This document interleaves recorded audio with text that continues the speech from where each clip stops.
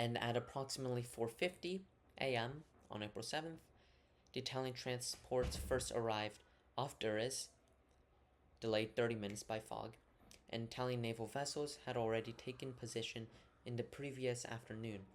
A boat carrying 20 Italian officers were dispatched ashore to demand surrender, but the Albanians refused passage. An exchange of fire followed, initiating the battle. The Battle of Durrës began. Italian troops began landing close to 5:25 a.m. Initially, they encountered no resistance at all, as the town was illuminated and seemed rather quiet. However, as soon as the Italian soldiers disembarked on the piers, concealed Albanian defenders opened fire from among the harbor buildings, and the initial volley caused notable Italian casualties, really, and disrupted the landings. Um, and so the Italian Marines were forced to regroup, and they attempted a second landing wave, only to be met with renewed Albanian fire.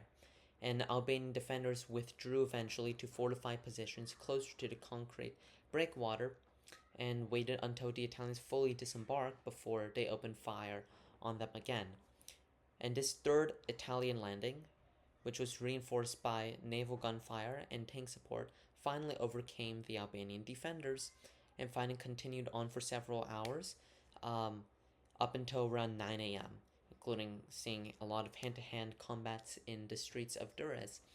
But by 9, Durrës was completely under Italian control, and small tanks and armored cars landed from the seaplane carrier and played a critical role in forcing the collapse of the Albanian resistance in Durrës. And despite limited resources, Albanian defenders inflicted significant losses. Official Italian figures recorded only 25 killed and 97 wounded in Durrës, but Albanian sources claim far higher casualties, estimating at 400 casualties in Durrës alone. Total Italian casualties during the whole invasion estimated to be 700.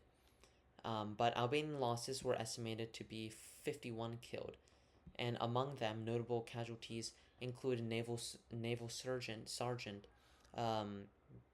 Mujo Uskino, one of the 3 Albanian machine gunners who was killed by a shell from an Italian warship during the final hour of this battle.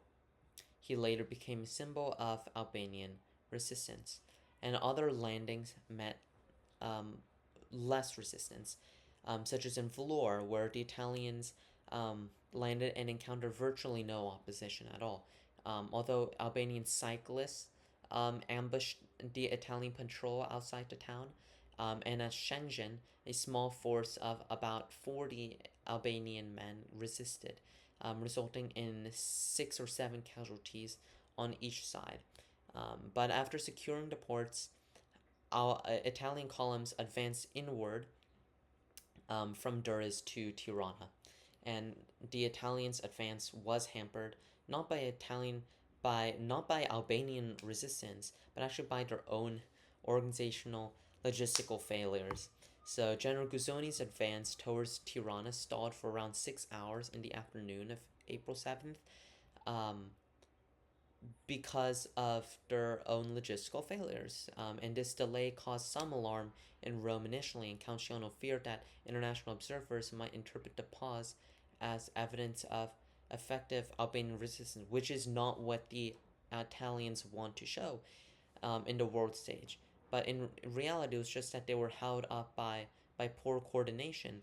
Italian conscripts, many who were called up in less than 24 hours before, were inadequately trained, and some motorcycle units, including men who couldn't even ride motorcycles. And communications between Italy and their forces in Albania was so poor that senior Air Force officers had to ferry messages by plane rather than by radio. And operational command suffered from fragmentation. Italian signal troops reportedly did not know Morse code, and Guzzoni had given his final orders only on March 31st, just days before the landing. It was terrible. A British observer later remarked that the Italian troops that were sent to Albania, while they were disciplined, were incredibly ill prepared and in poor physical condition. Um, their equipment, rifles, machine guns, tanks, were outdated and substandard.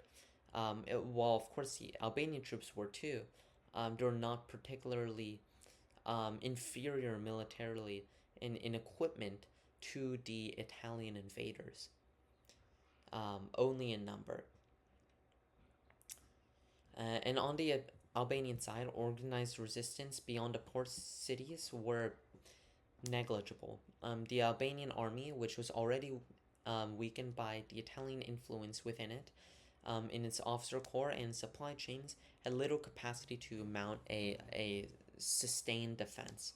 And their numbers were fewer than 8,000 actually in uniform at any time. And winter conditions further reduces operational strength to maybe 4,000 by April 1939. And many Albanian officers surrender or disperse without firing a shot. And the gendarmerie, trained partially by retired British officers until the late 30s, showed slightly more determination, and yet their efforts were localized and unsustainable. Again, numbers. Albania just did not have it. And eventually, by the evening of April 7th, the Albanian government authority had collapsed in the face of the Italian military control, and King Zog had fled into exile earlier in that morning with his family, as I mentioned, with the queen and the prince, and Tirana itself remained unoccupied by the Italian forces until the mid morning of April 8th, when Guzzoni's columns finally resumed the march. And thus, in less than 48 hours, the Italians achieved their objective. They effectively subjugated Albania, and the price of that conquest was rather small for them, in blood, but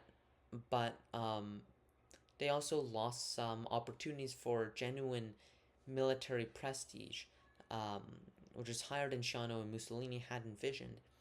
And the operation revealed some fundamental weaknesses in the Italian military apparatus and foreshadowed the greater strategic failures that would eventually plague the Italian military in the coming years.